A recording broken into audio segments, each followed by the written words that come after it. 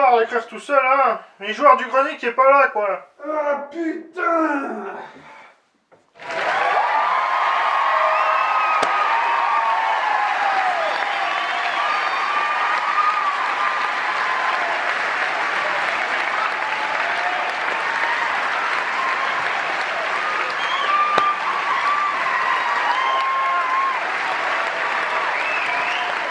Bah, qu'est-ce que tu faisais dans les chiottes? Pourquoi t'as mis aussi longtemps? Ben à ton avis, je testais un jeu de merde.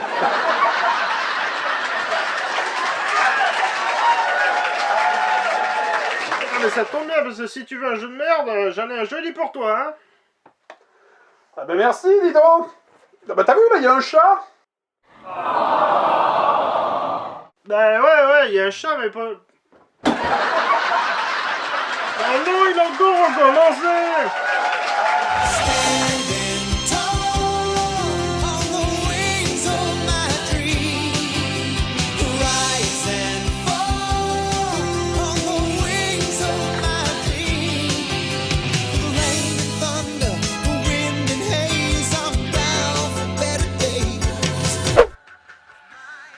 On n'a pas un peu exagéré sur la mise en scène, là? Ouais, tu penses?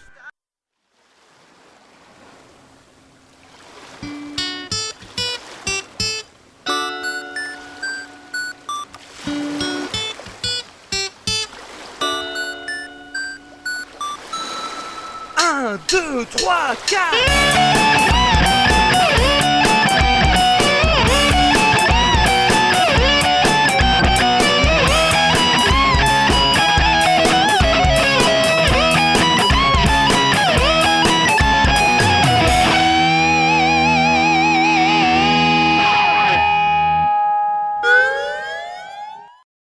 Salut tout le monde, c'est reparti pour une nouvelle vidéo. Et ce coup-ci, en fait, j'avais envie de vous parler d'un genre qui est assez peu connu. Mais avant ça, je voudrais vous rappeler, en fait, une situation qu'on a presque tous oubliée. C'est à quel point tout était différent à l'époque quand on n'avait pas Internet. Je veux dire, prenez par exemple les jeux vidéo. Concrètement, il n'y avait que 3 moyens de se renseigner sur un jeu avant de l'acheter à l'époque. Il y avait les magazines, hein, et encore je crois que les magazines c'était plutôt sur la période 16 bits que 8 bits.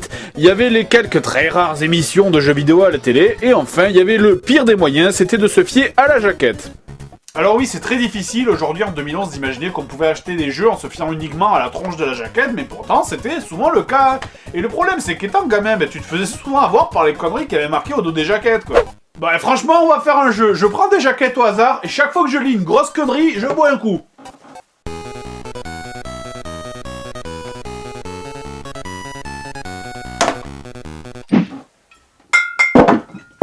En fait, ce genre de mensonge, c'était surtout vrai pour les jeux un peu genre simulation, vous savez. Regardez ça, Silent Service, un jeu que bizarrement beaucoup de gens que je connais ont eu. Regardez la jaquette, bam, là il y a un sous-marin, ça explose derrière, il y a un bateau en feu, ça a l'air énorme. Très bien. Ben c'est pas aussi dynamique que j'aurais pu le croire en regardant la jaquette a priori, mais bon. Hein, en même temps, tu me diras, c'est un jeu de sous-marin, hein, ça peut pas avoir non plus être super dynamique, mais bon, ça a besoin d'être aussi mou. Bon, ben, on peut aller aussi par exemple sur le pont du sous-marin, alors c'est très complet, hein, il y a l'état du sous-marin, il y a la carte générale évidemment, hein, qui t'indique les objectifs, il y a aussi, il y a des trucs et des machins, là, je sais pas, là, vous voyez par exemple, là on voit que la batterie est à 0. Le F et le N tournent en rond, le knot est à 0 et les diodes vertes et rouges clignotent. Et ça, je sais pas, ça bouge pas. Je sais pas, c'est peut-être un autocollant. Voilà, j'ai absolument aucune idée de l'utilité de tout ce bordel. Mais heureusement, je m'en fous, hein, de toute façon. La seule chose que j'ai compris, c'est que le but du jeu, a priori, c'est de tuer des bateaux ennemis. Oui, ça là, je sais qu'a priori ça ressemble à 4 pixels de merde, mais ouvrez vos chakras et dans votre cœur, vous verrez que c'est un bateau. Voilà, je vais tirer un missile. Ok. Bon, ça part de travers, mais c'est normal, je suppose. Je sais pas. Ou alors c'est peut-être un truc connu des sous-mariniers, hein, je sais pas, genre règle numéro 1, les missiles partent toujours à gauche. Voilà, c'est peut-être ça, ou c'est simplement que ce jeu c'est de la merde, je sais pas, c'est l'un des deux. Oh putain, mais ça met 10 ans à arriver. Oui, allô? C'est bon, le missile il bouge plus là, hein, il fait quoi? Ah, dis donc, t'as pas la barbe qui a poussé là? Bah oui, mais c'est parce que ce jeu s'éternise. Bon, histoire de meubler, le temps que la torpille arrive, on va mettre une petite musique.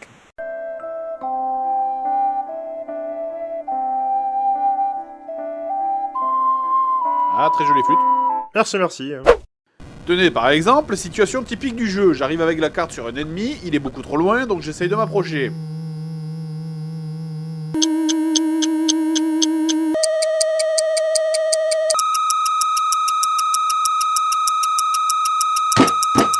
Oui, c'est pour de vrai, c'est vraiment accéléré 8 fois, là 8 fois.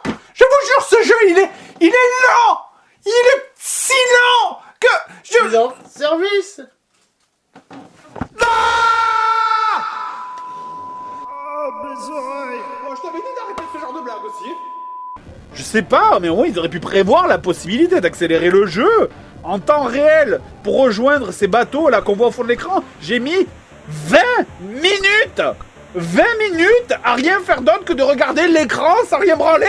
Tu peux toucher à rien, parce que dès que tu descends dans la cale pour faire autre chose, pour regarder les jauges, les cartes, les machins, ça suspend le temps. Donc t'es obligé de rester sur l'écran du périscope sans rien foutre. Voilà, cet écran là pendant 20 minutes, rien d'autre. Mais pour un gamin, ça c'est pas intéressant, enfin, c'est intéressant pour personne même. Comment tu veux vendre un jeu simulateur comme ça sans mentir? C'est impossible. Genre, aucun gamin normal n'achèterait un jeu comme ça s'il savait à l'avance à quoi s'attendre. Et regarde comment ils t'ont vendu ça aux États-Unis, hein. Ah sérieux, là je mets un compteur du nombre d'images du jeu qu'on voit dans cette pub, regardez bien. Ok, une image, et encore t'as rien compris parce que c'est super court.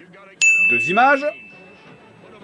3 images, et c'est tout. La pub fait 30 secondes, t'as vu 3 secondes d'image de jeu. Quelle bande de brigands. Non mais remarque, c'était forcé, comment t'aurais voulu faire une pub honnête avec un jeu comme ça? Silence Service.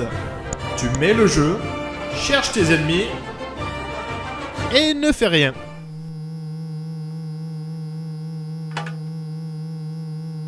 J'ai dit rien, rien du tout. Voilà, tu attends. Voilà pour ce jeu. Donc maintenant, je crois quand même que les jeux les plus connus en simulation, c'était quand même tout ce qui était simulation de vol. Que ce soit avion ou hélicoptère, là aussi par exemple, on est nombreux à s'être fait carotte en ayant vu le film Top Gun, à acheter de jeunesse, et finalement à galérer comme des chiens à l'atterrissage sur le porte-avions. Alors les jeux de simulation aérienne, franchement, mais il y en a mais des centaines, c'est tout le temps la même chose en plus, je veux dire. Alors il y a bien quelques jeux quand même qui ont essayé de rajouter un petit truc un peu original, mais franchement, ou alors c'était complètement inutile, ou alors c'était de la merde. Tiens, regarde ce jeu, par exemple, Infiltrator. Pour moi, ce jeu, c'est l'exemple parfait du pourquoi les simulations aériennes, je trouve ça chiant. En fait, dans ce jeu, ils ont voulu faire un truc qui est bien trop compliqué, et au final, du coup, bah, ils ont fait n'importe quoi. Ok, alors donc tout commence par une mise en situation, hein. On nous explique que les méchants sont très méchants, qu'il faut trouver leur base, que l'ennemi s'appelle le leader fou, qu'il est vraiment pas content... Et oui, non, je sais pas non plus pourquoi le leader fou c'est un orc, me demanderez pas. Alors, c'est parti. Oui, bon, ok, ça bouge pas. A, non, B, non, select, non, start. Ah, ok, c'est start pour démarrer, bon, très bien. Déjà, pour décoller, première galère, bouton haut. Ok, c'est pas ça. Bouton bas. Non plus. Gauche et droite, mais non, évidemment, c'est pas ça. Putain, je réessaye bas. Putain, mais... mais c'est un truc de fou, ça, allez. Ou alors je suis con, sérieux, mais le seul truc que j'ai trouvé, en fait, pour décoller cet appareil, c'est d'effleurer très légèrement le bouton bas de la manette pour que l'hélico monte tout doucement. Doucement. Voilà, regardez bien, je suis en haut, hein, genre, selon l'altimètre, je suis en altitude. Et là, maintenant, j'appuie sur une touche de direction. Putain, mais d'où? D'où? Explique-moi sur quoi je m'écrase en étant déjà en l'air. Comment je fais? Je m'écrase sur quoi? Sur des nuages? Bref. Devant une situation comme celle-là, en général, là, les joueurs ont 2 types de réactions. La première, c'est de faire de la musique avec les boutons sonores du jeu. Et la seconde, c'est d'appuyer sur tous les boutons. Et ben en fait, ça a fini par décoller, je sais pas comment. Alors maintenant que je suis en vol, il y a un autre léger problème. Alors c'est un problème très léger, hein, tu me diras. Mais quand même... Je fais quoi? Mais vraiment, quand tu réussis à décoller dans ce jeu, il n'y a absolument rien d'indiqué. T'es complètement lâché sans savoir quoi faire. L'avion, là, je sais même pas si c'est censé indiquer une direction ou quoi, parce que ça bouge n'importe comment. Select et Start, ça te fait bouger les lettres en bas. Hein. Chaque lettre correspond à une option différente. Hein. Par exemple, le S, c'est la carte. Oui, hein, S comme SMAP. Donc sinon, régulièrement dans le jeu, hein, c'est-à-dire une fois toutes les 12 secondes à peu près, un avion va te survoler pour te demander ton identification. Et à chaque fois, il faut faire la même manip, hein, c'est-à-dire ouvrir la radio, lui répondre Overlord ou Infiltrator. Et là, t'as 50% de chance en fait, en fonction de ta réponse, il te tire dessus ou qu'il soit en fait un allié. Et c'est là que le spectacle commence. Oh oui mon coco, c'est là, parce que ce jeu il fait tellement de trucs stupides et irrationnels qu'il aurait presque sa place au gouvernement. Parce qu'il n'y a aucun moyen de différencier les avions amis des avions ennemis. C'est ça qui est génial, hein. Tu envoies une réponse au hasard et t'as juste une chance sur deux que ce soit la bonne. Et si t'as pas de chance, mais tu peux reset directement la console. Parce que si un seul missile te touche, un seul missile, ça te bousille au hasard une des pièces de ton appareil. Parce que oui, hein, ton hélico est divisé en plusieurs parties, moteur, armement, turbo, radio, etc. Et quand un missile te touche, une de ces pièces au hasard se met à clignoter pour indiquer qu'elle est cassée. Sauf que, à part le turbo, toutes les pièces de ton appareil sont cruciales. Si t'en manques une seule, tu peux pas finir la mission. Si Weapon est pété, tu peux plus tirer. Si Communication est pété, tu peux plus envoyer de message. Si Engine est pété, tu peux plus diriger ton hélico. Si Tactical est pété, tu vois carrément plus la carte. Je fais comment pour finir le niveau? Je sais déjà pas où je vais avec la carte, comment je fais sans? Putain, je vois plus rien, je suis obligé de naviguer aux instruments. Mais sérieusement, mais qui a conçu ce jeu? Enfin, ils sont tarés, en un seul coup, ton appareil est foutu. Dans n'importe quel autre jeu, ça prend une dizaine de coups, mais là, un seul tir et c'est cuit. Et il y a même des boutons piégés. Si t'appuies sur le turbo, ça te fait accélérer, logique. Mais le deuxième effet qui se coule, c'est que ça explose ton moteur. Le bouton turbo explose ton moteur. Mon Dieu, quel intérêt de mettre un bouton sur ton propre hélicoptère qui explose ton moteur?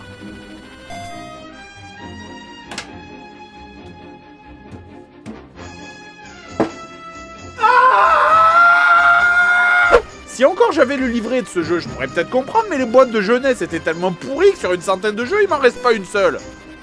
Et d'ailleurs, si j'avais le livret, je pourrais peut-être aussi comprendre c'est quoi tous ces trucs marqués dans ce jeu-là. Genre en haut, c'est quoi tous ces machins? E, B, O, F, A, R. Au début, je croyais que c'était les raccourcis des pièces de l'hélicoptère, mais si tu prends les initiales C, D, T, T, E, W, ça correspond pas. Je sais même pas ce que c'est ce machin, ça arrête pas de clignoter. J'ai pas reçu un seul missile et il y a déjà des trucs qui clignotent partout dans l'appareil. Pourquoi ça fait bip? Pourquoi ça clignote? Tout ce jeu est rempli d'écrans qui font bip et qui font flash. Ça fait bip et flash. Ça fait bip et flash. Ça me rend fou des bip et des flashs. Ils veulent ma mort. Ils veulent ma mort. C'est bon, je suis calmé, ça va. Cela dit, vous savez, le pire, c'est que je suis persuadé que les développeurs de ce jeu savaient eux-mêmes que c'était impossible à passer. Puisqu'en fait, quand tu regardes au début du jeu, en fait, on te donne la possibilité de choisir directement ton niveau. On te donne la possibilité de sauter la phase simulation. Je suis sûr et certain que quand les mecs, ils ont essayé de rejouer à leur propre jeu, ils se sont rendus compte que c'était impossible. Et du coup, ils ont mis cette option pour éviter que les gens se tapent le niveau 1 en boucle. Donc nous y voilà, hein, dans la seconde phase du jeu, celle qui justifie le titre Infiltrator. Parce que bon, mine de rien, c'est vrai qu'effectivement, un hélico qui arrive comme ça dans une base ennemie... Niveau infiltration, c'est pas top. Donc, dans cette partie, on contrôle directement le pilote, hein, le personnage, et là, on repart dans le délire de nouveau, puisque j'ai fait 3 pas, et je saute sur une mine. Une mine! C'est quoi cet agent secret de merde, là? Le mec, il veut s'infiltrer pour espionner, il se pose sur un champ de mine. Qui c'est qu'on dirige, sérieux, Austin Powers? Bon, j'active le détecteur de mine, hein, ok, donc là, vous le voyez, il est activé, hein, vous le voyez bien, le timer est en train de courir, c'est marqué en bas, il est activé. Mais encore une fois, ça marche comment? Quand j'appuie dessus, ça fait un bip. Ok. Mais ça veut dire quoi, bip? Ça veut dire que je suis près d'une mine? Que j'en suis loin? Et si je suis près d'une mine, alors elle est où la mine? Elle est en haut, en bas, à gauche, à droite? Quand j'appuie, ça indique rien, sérieux. C'est un détecteur de mine ou c'est une machine à bip, ce machin là? Enfin bref, de toute façon, ce champ de mine il sert à rien puisque tu peux l'esquiver. En gros d'ailleurs, toute cette partie, pour résumer, c'est une mauvaise phase d'infiltration. Par exemple, pour rentrer dans les bases et changer d'uniforme, même si le but m'échappe un peu. Ah, je suis infiltré, tout le monde est en bleu, mais moi je suis en orange. Enfin, bon, donc dans cette partie, hein, chaque fois que tu vas croiser un garde, il va te demander tes papiers, mais là, le pur plaisir, c'est que comme dans tout le reste du jeu, c'est purement aléatoire. Environ une fois sur 3, ça foire, ça déclenche l'alarme et tous les gardes te courent après. On sait ni pourquoi, ni comment, c'est aléatoire. Regarde-moi ça, là, par exemple, je me fais contrôler mes papiers par ce type. Je change de salle, je reviens immédiatement dans la même salle, le même mec me recontrôle encore une fois, et là, les papiers sont plus valables. Et pourquoi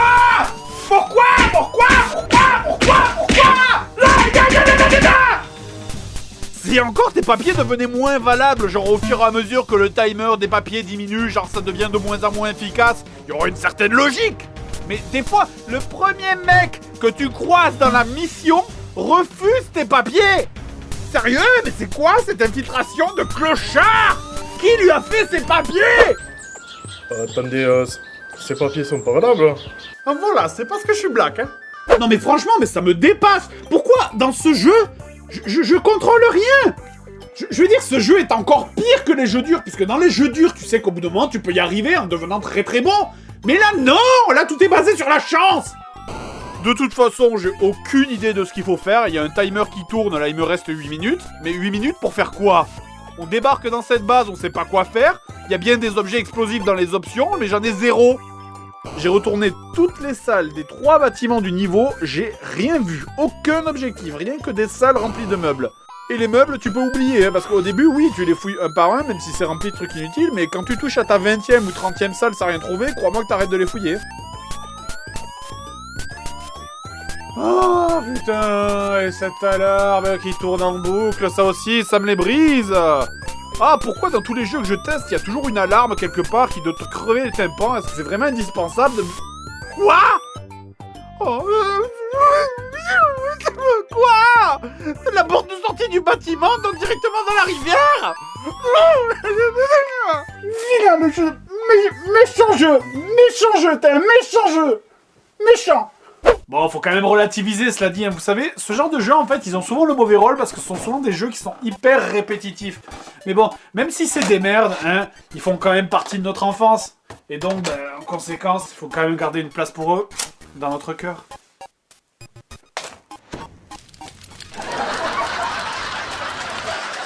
Vous allez la fermer, oui?